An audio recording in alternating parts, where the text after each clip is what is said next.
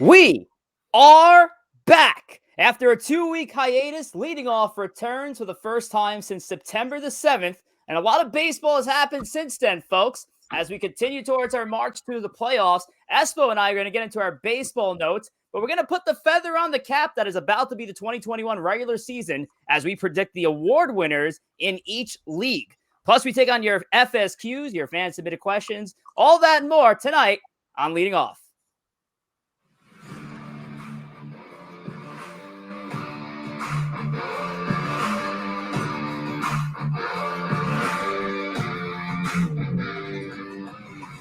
And once again, we are live.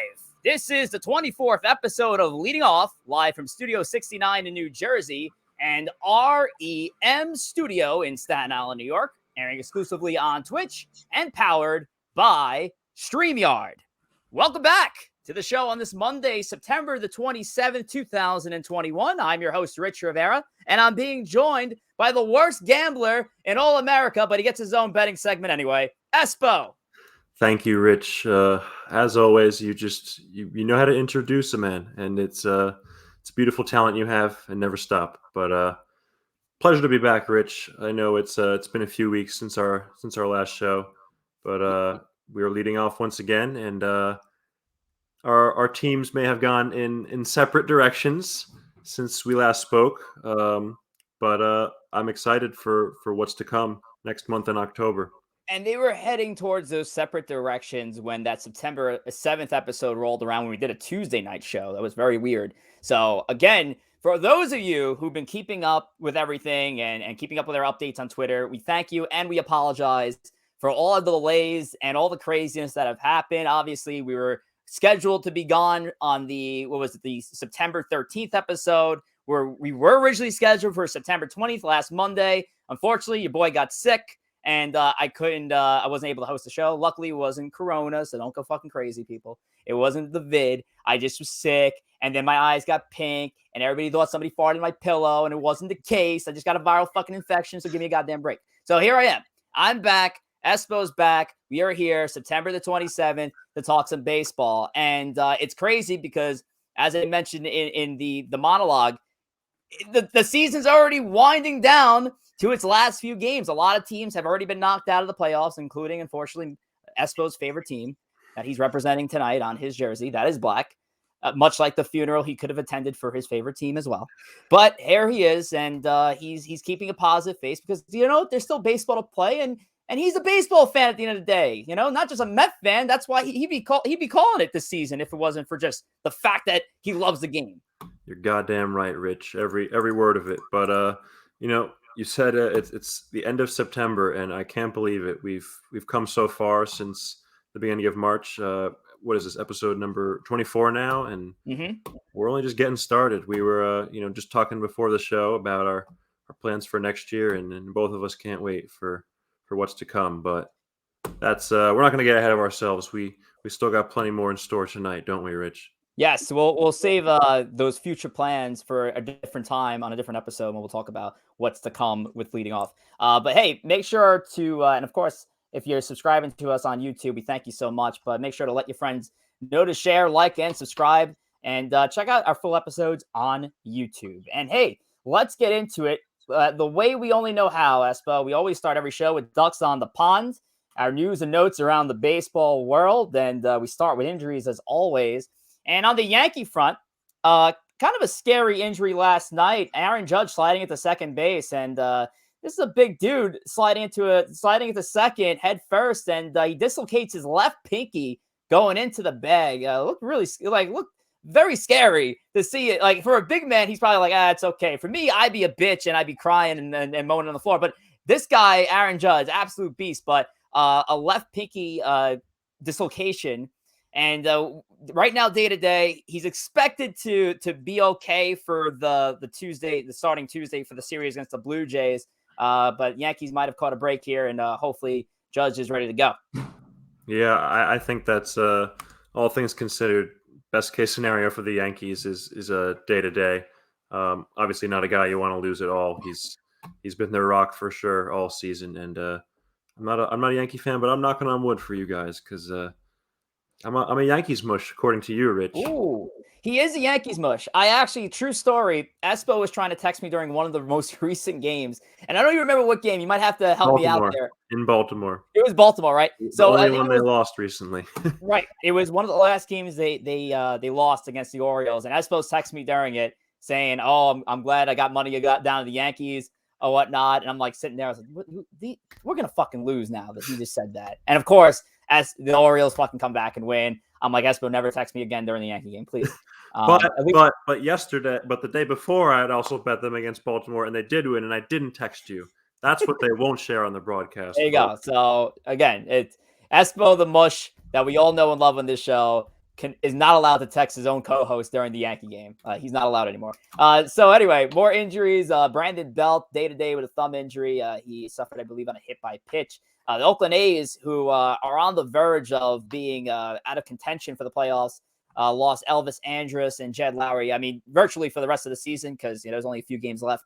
With a pair of injuries. Zach Greinke also going down on the IL for the Houston Astros. Astros have been really relying on their young pitching this year. You know, Greinke obviously part of the old guard. It's amazing how long Greinke's been sustainable in the game, but it's been the Luis Garcias and the Jose Urquides and Lance McCullers Jr., who's made a nice comeback season, Don't who forget our really boy held down the fort for Framber. Houston. Framber. And Don't forget Framber, about yes. him. Framber Valdez. He's the ace of them all. Absolutely. So those injuries happening at the wrong time for these teams that are making a push. And yeah, it's tough luck there, but you hope that these guys can come back just in time for October baseball. We move on to some managerial contract extensions. We're getting to that part of the season, Espo. We got to start thinking of 2022. And obviously, it usually starts with the coaching staff, and 3 teams have already taken the lead on extending their managers. The Orioles with Brandon Hyde, Torey Lovullo of the Diamondbacks. So even the 2 teams that were 2 of the worst teams in baseball have retained their managers because at the end of the day, low expectations for both teams, and you can't really blame them.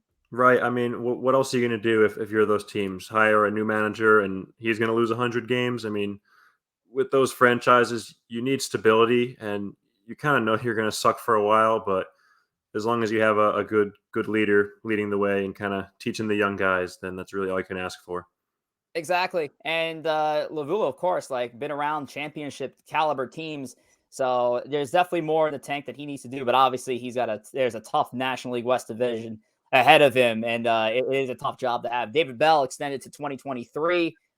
Well deserved with the Reds, having a solid season, trying to make that push for that final wild card spot. I think the Cardinals have really grasped that second spot at this rate. 15 in a row, I think, for them. Something crazy like 16. that. 16 now? Okay, 16. wow. Yeah. Jeez. The Cardinals are on an insane run. Now, Jeez. I'd have to go back to one of our episodes, Espo. And honestly, if I was thinking about it, I don't know if it was an episode that you were even around for. It might have been the episode that Corey Favs had co-hosted when we were given an FSQ of what under 500 team had the best chance of making the playoffs. Right. And I predicted the St. Louis Cardinals would be that team because they've done it in the past where they made a strong push for the playoffs, even got to as far as winning the World Series back in 2011.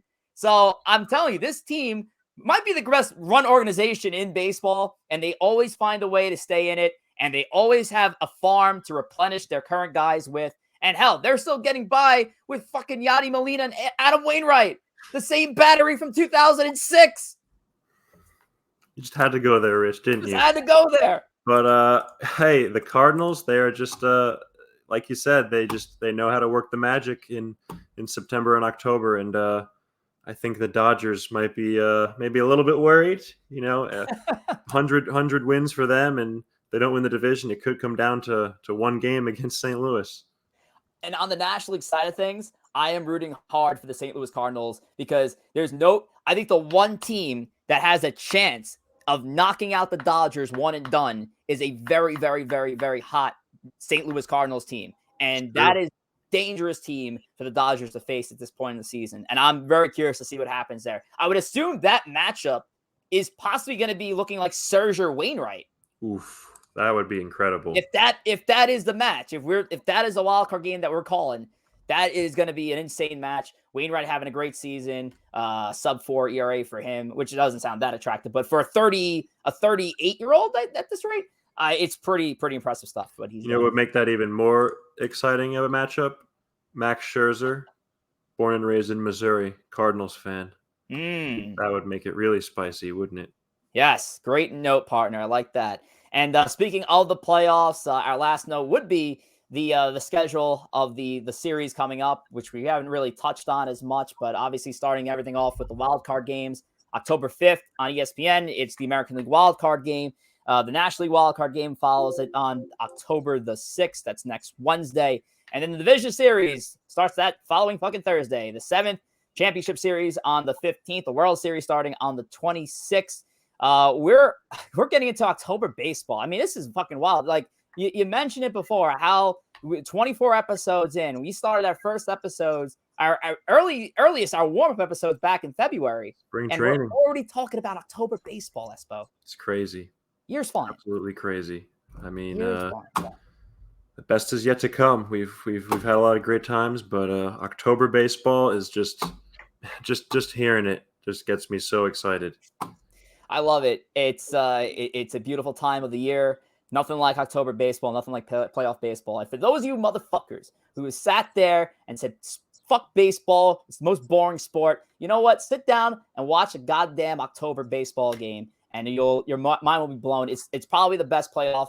And in my opinion, I love it. I think it's the most exciting baseball can possibly be. No, I don't think it is. It is the most exciting baseball can possibly be, and it makes the great game great. You're telling great stories that happen. Now, we can get into a whole other conversation down the line. Is it the best playoff format in sports? Obviously people love the Super Bowl format, the one and done. But yeah, it's wild, and it's crazy when these games go 7. Out of the last few World Series, seeing these games go 7 games in the World Series, I mean, it's awesome. It's great. Well, we've been spoiled for sure. But another one thing is for sure, and that is that watching playoff baseball is sure as hell better than watching the Giants or the Jets right now. They've been terrible. Hey, Espo, did you put any bets down on the Jets or Giants this past weekend? So Rich, our next segment. Espo didn't want to talk about his crappy bet, so he's going to talk about his crappy bet for tonight. Let's go. Espo pick of the day. The ESPO TD, as we all know, is a lock to hit every time I bet it. Yeah. But we're going to ride with the Colorado Rockies tonight at home against the Nationals. They are a bit of a heavy favorite to win outright, so we're going to go with the run line here, -1.5. Rockies hosting the Nationals. German Marquez pitching for the Rockies. I know relying on any Rockies pitcher at Coors is a risky proposition, but he's going up against a rookie pitcher for the Nationals in Josiah Gray, who he's got some upside, but for this year, he's really been stinking it up his last few starts with the Nationals since getting traded over from LA and that Scherzer deal. So I'm gonna hope that the Rockies offense can show up tonight. Let's go again, Rockies -1.5. So Rockies -1.5. So for those amateur bettors like myself, that means you're taking the Rockies. Oh, at least they have to score 2 runs to win tonight, right?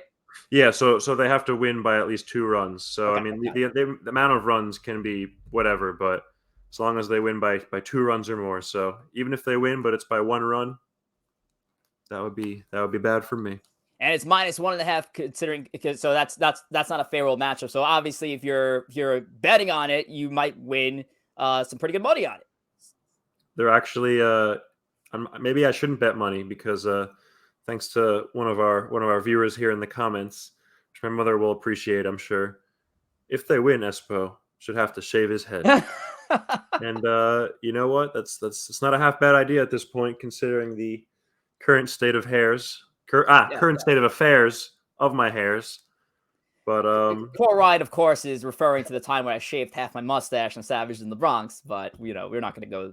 We're not going to go there again. I don't know if I'll go full shave, but I'll tell you what. If the Rockies win, I will get a haircut.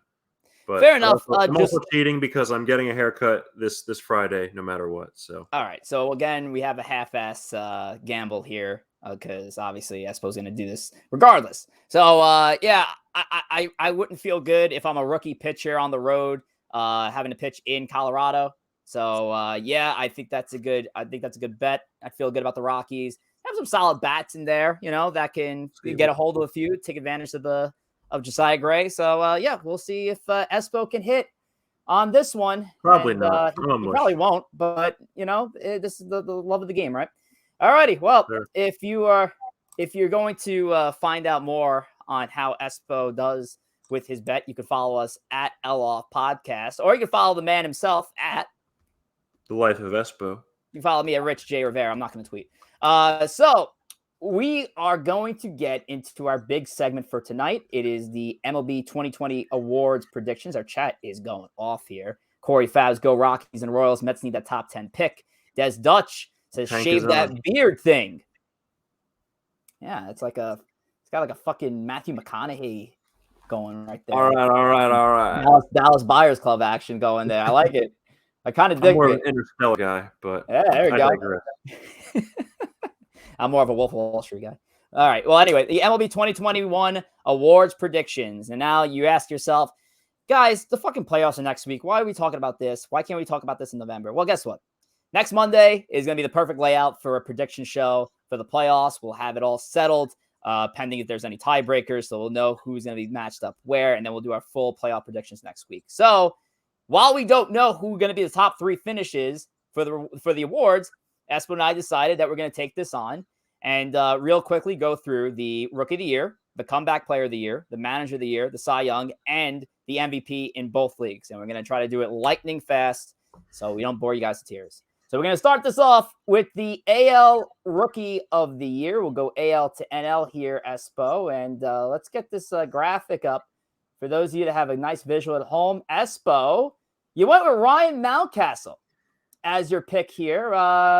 Obviously, Randy Arozarena, so stuck with the AL East here. And I was a little biased towards Arozarena. He was on my fantasy team all year. Adolis Garcia in the two. So just a couple differences in that. Ryan Mountcastle of Arozarena, why'd you go with the Baltimore O? Well, Rich, funny you should mention fantasy baseball biases. Oh, boy. But I did actually have Mountcastle on one of my teams. But that's not the reason I'm picking him. I do think he had a more impressive season compared to Arozarena. Randy has had a pretty damn good season, but I just, chicks dig the long ball, and Mountcastle's out-homering him by a pretty significant margin. I think he leads all rookies in home runs, if I'm not mistaken. So I'm going to go with Ryan Mountcastle for the number one spot, and I think the Orioles need some love because it's definitely been a rough go of it. So that also contributes to my decision. I'll give him some love at another award. It's actually kind of forgettable that Randy Arozarena even is a rookie in the league, considering the buzz he created in the postseason. So everybody's like, it might throw a few viewers off here that it's like, oh, I forgot that Arozarena even was a rookie to begin with. So yeah, he is, and he's my guy. National League Rookie of the Year, Espo. We're on the same page with this one. Yeah, this one was easy. Jonathan India was the absolute runaway choice. Prospect with a high pedigree. He had pretty high expectations coming up, and he's more than exceeded them. He's got 20 home runs. He's played a pretty good second base, and he's really set the table for that Reds offense, and he's going to do so for years to come. Yeah, I like Jonathan India. Kind of came out of nowhere this year for the Reds, who had trouble figuring out what their infield situation, or more specifically their middle infield situation, was going to look like. They tried to test Eugenio Suarez back at his old position at shortstop from third base. Really didn't work out. They had Mike Moustakas had played second base for a bit. But Jonathan India really came out and helped this Reds team make this run for a playoff spot, which they're still in the running for. But at this rate, again, with the Cardinals playing at the A+ baseball they've been playing lately, it's a tough go around for the Reds. But Jonathan India definitely that was a spoiler. Jonathan India definitely the head of that rookie class in the National League, in my opinion. And I got to show some love to Mr. Rogers there, Trevor Rogers. He did kind of fade as the season went on in the second half, but really in those first few months of the season, he was absolutely unhittable, and he looked like a lock for the award. But Absolutely. Indy is definitely the man now. We digress and move on to the American League Comeback Player of the Year. I told you I was going to give the Orioles some love here, Espo. Trey Mancini, I got winning this award. Obviously, you have him in your as the number 2 vote getter there. Love the story with Mancini. Obviously, it's been spoken on many times with his battle with cancer last year and how he's come back. And yes, Mitch Haniger's had the better season, but I'm in for the story, bud. Yeah, I definitely don't blame you there, Mancini. Incredible story, like you said, and can't forget about that epic home run derby performance he put on as well at Coors back in July. That was really incredible. But yeah, I guess I'm going with Haniger. He's had the more complete stat line, and he's had some pretty terrible injuries himself the last few years. So really can't go wrong with either guy. And a double shout out. Former Met making an appearance in there. He's really was kind of a nobody for much of his career, and he's kind of emerged as one of Seattle's aces, and they're still in the playoff hunt. Chris Flexen, man, and he was a big contributor to that Mariners run this year. And of course, the Mariners are still in the running. Again, it's a tough race out there, and Flexen definitely held that fort down in that rotation. And it's a rotation that they definitely could use another arm in there. They were hoping James Paxton was going to be that guy at the beginning of the season. And unfortunately, it didn't work out. But good season for Chris Flexen. Good story there as well. National League Comeback Player of the Year. Espo and I, same page on the 1 and 2 vote getters. Buster Posey, though, the former National League MVP, the 3-time World Series champion, the Rookie of the Year, a guy who I've always said had a Hall of Fame body of work in almost his first 5 years in the big leagues. Buster Posey, Comeback Player of the Year. Buster's just put on an incredible season. Obviously, after opting out with the pandemic season last year, he's come back and he's put up some incredible stats. Double checking to make sure his average is still over 300. Last I checked, it was, and wow, okay, 300 exactly even. But 18 homers, 50 RBIs, and he's definitely been one of the leaders of that Giants club that's been the best in the major leagues. So Buster's definitely the number 1 choice. But got to show some love to Mr. Joey Votto too. Last few years, he looked like he was done for. The power was gone, absolutely gone, and he's really reemerged this year and has been a big reason why the Reds are going to finish with a winning record. Actually hit 2 home runs today too, believe it or not. Look at that. There you go. Joey Votto having a solid season, and for you Diamond Dynasty owners, had that lightning card season, that lightning card month rather, back in, what was it, July? So yeah, good for Joey Votto. And we move on to the managerial side of things. We got the AL Manager of the Year. Espo and I have a different here. We both chose an American League East manager. You went with Kevin Cash, and obviously Espo, from the very beginning, always had said, don't disrespect the Tampa Bay Rays. Don't talk bad about the Rays. Don't disrespect their name. And here they are again after losing a couple of pieces in the offseason, and the Rays have won the American League East. Kevin Cash again at the helm. But, guy, I had to go with Alex Cora, and it didn't even pay me to choose a Boston Red Sox winner here. Cora was ousted from baseball. He came back, took a team with little to no expectations, and have brought them in the brink of making it on the wild card. I have to tip my cap to Alex Cora here in the Red Sox. Yeah, it's definitely a strong argument for Cora. As Mr. J.R. Pugs is noting in the chat, he might not get some votes based off principle, and perhaps that is true. Maybe some voters are forever rubbed the wrong way, but in terms of is he deserving to win it, and that answer is definitely yes. Red Sox, no expectations this year, and they're definitely in the hunt for the wild card still. So we'll see what happens. But I gotta go with 4th place team predicted at the beginning of the season. Now, granted, they might end the 4th place team. Granted that the 4 teams in the American League East will probably finish over 90 wins this season, which is wild to think of. But yeah, it's nuts. And I give Cora credit, but again, it's a good point that Joe made in the chat. He may not get the votes just due to the troubled past that he has. The National League Manager of the Year, we both had Gabe Kapler. This was pretty much a no-brainer. Brian Snitker in there, I guess more for the reason that Ronald Acuna, their MVP, was lost for the season, and in a very early part of the season, and they've made this run to stay in there. And listen, the Phillies are on their tail, but credit to Snicker to keeping the boys together there. But Gabe Kapler is our guy. It's funny that Kapler's the runaway choice with the Giants this year, because when he was managing the Phillies, he was really, everyone kind of seemed to think that he sucked as a manager, and him getting that job with the Giants was kind of a shock that he was getting another chance. And look at him now; he's definitely your lock for manager of the year. The American League Cy Young Award winner. ESPO and I, this is the only one that you and I were in complete agreement with the three. Robbie Ray, and of course, my Yankee fan friends are probably going to be like, how the fuck did Rich not pick Garrett Cole? And, Robbie Ray's just got the better line. There's a couple bad starts, a couple clunkers that Cole had thrown in lately. I think that took him out of that number one spot in the running. Robbie Ray stayed pretty consistent throughout the season. A very good season for Robbie, who's always been considered a sabermetric darling. I never really saw the appeal to Robbie Ray until this year in Toronto. And Robbie has really proved the critics wrong. And I think he deserves a Cy Young this year. Yeah, I agree with you 100%, Rich. Cole, he has kind of sunk himself with his last few recent starts. He was solid against Boston the other night, but that one performance against Cleveland the other weekend really hurt his chances. But right, man, I gotta put some respect on Robbie Ray's name. He's really had an up and down career, mostly down. And him going to the Blue Jays 2 years ago, last year in 2020, didn't really pitch for them. And then this year, he's just had an all-time dominant season. He's actually the MLB leader in strikeouts. He's holding off Zach Wheeler by a few, but he's leading Cole by almost half a run in ERA. I think 2.68 to just over 3 for Cole. So Robbie's got the better line, man. You give it to Robbie. Most games started, most innings in the league, most strikeouts. And yeah, absolutely. It's Robbie Ray here. And at this point in the season, it's a no-brainer. National League Cy Young Award winner.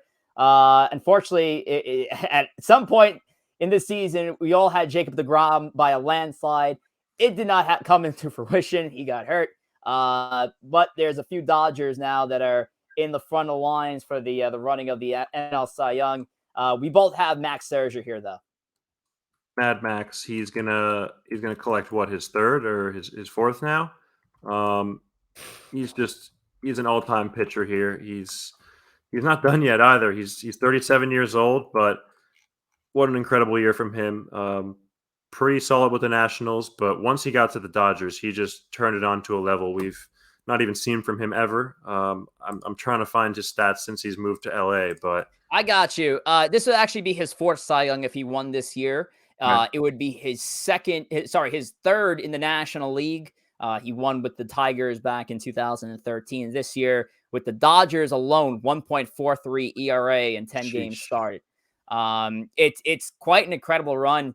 I actually, this name was brought up recently. It's kind of like the CC Sabathia run back in 2008 when he was traded to the Brewers.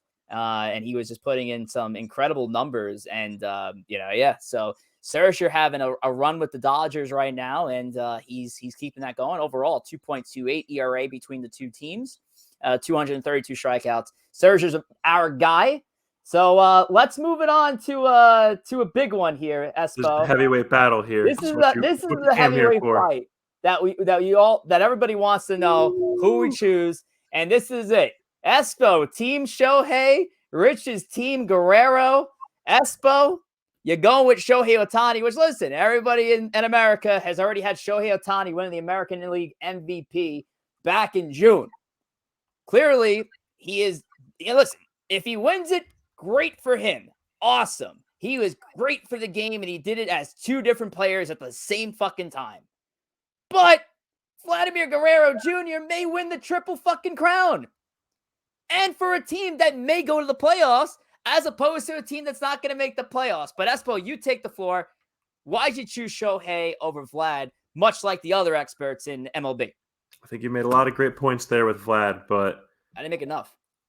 I think you're fucking crazy, Rich, is what I think. Because Shohei Ohtani is a god among men, and we are lucky to be witnessing him in action. And Yes, it is unfortunate that he plays for an absolute garbage team in the Angels, but I'm not going to hold that against him here. The season that he's having is simply unprecedented, something we've never seen since the likes of Babe Ruth, honestly. And I think he deserves to get all the accolades for that. And MVP stats, we could talk about them, but it's just the versatility of him being a slugger and having 40 plus home runs, 100 RBIs, and he's pitching like an ace on the mound. Obviously, he's not putting up the counting stats like a Scherzer or a Corbin Burns say, but the talent on both sides of the field is just incredible. So I gotta go Shohei. And this kind of goes back to an argument that I've had for a very long time. And there are people in the chat who's going to vouch for this kind of argument. And I go back to 2011. Mm. 2011's NL MVP race between Matt Kemp, Hmm. who was with the Dodgers, who were not good at the time, and Ryan Braun, who was with the Brewers. Brewers were a playoff team. Kemp had the overall better stat line, not by much, but he had the overall better stat line. But Ryan Braun, in my opinion, deserved that MVP because his team was a playoff team. And being the most valuable player to your team, all right, but it should be most valuable player to a team that's valuable to get into the playoffs. And Braun, to me, deserved that MVP, and he won that MVP. And obviously, after the fact, he did the juice, so maybe he didn't really deserve it. If Shohei was playing for any of the three teams that are in front of the Angels in the American League West, I would absolutely say Shohei is the guy. But the Angels are 74 fucking 82. How valuable can you be? Your team sucks. Your team fucking blows. Your Most of the team is time, awful again. I would definitely agree with that statement. And I think most of the time the MVP should go to the best player of the best team. But I guess me personally, I just feel like Otani's season is just that incredible and that unprecedented that it needs to be rewarded. But that's just one man's humble opinion. We do have fan submitted questions coming in very soon. So if you guys want to talk about any of the awards, feel free to give our line a call. We'll take your call without an argument. Last bit, the National League MVP. The NL MVP, we differ on this one as well. A little less controversial, but, kind of the same argument here. ESPO, you going with Fernando Tatis Jr.? I went with Bryce Harper. Yeah, I mean, still maybe controversial. Definitely not as much as the last one, but yeah, kind of the same argument is in play. Neither team's going to make the I should say the Phillies still have a chance at the playoffs. They're in the divisional hunt with the Braves. The Padres obviously eliminated now, but I guess if those two factors kind of negate themselves, if the Phillies do not make the playoffs, then I would say that the better stats, it's really close, but I'm going to give the slight edge to Tatis. I think I got a little more power. He's got a little more speed, and he's been more flashy. And listen, and granted, I have Tatis in my top 3 vote getter because I think he had his overall body of work was great. Again, this is kind of going back to the earlier argument. The Phillies are right there. And even if the Phillies don't make it, Bryce helped his team get as far as almost getting in. Freddie Freeman was a guy that is interesting because I don't think he's getting enough attention for a team that is possibly going to be a playoff team. Again, it's that Phillies Braves thing. So they're right there. Juan Soto's having a fantastic year as well. So that's an interesting Ted Williams or Juan Soto? I'm not sure. What was that? Sorry? Did you say Ted Williams or Juan Soto? I meant Ted Williams, obviously. Soto, great year for him. And a great call by Corey Favaloro, who said at the middle of the season, the guy who's going to have the hottest second half, Juan Soto. And sorry, that was me. I said it was Juan Soto. I'm giving credit, and it was my own credit that I'm taking. He said Pete Alonso. That's what I meant. I said it. I'm the fucking genius who said it. Juan Soto is going to have the best second half, and he certainly did. All righty. So there you have it. We're going to move on. Well, we have 7 minutes remaining. Maybe we'll go a little One more thing, Rich, before we do move on. Just going back to the awards segment. Manager of the year, I'd like to. I know I had my top 3, but I just wanted to give everyone my 30th ranking of Manager of the Year, and that's Louis Rojas. So special shout out to Louis. No Mas Rojas. Yes, Louis Rojas, my man. Of course. No Mas Louis. Rojas.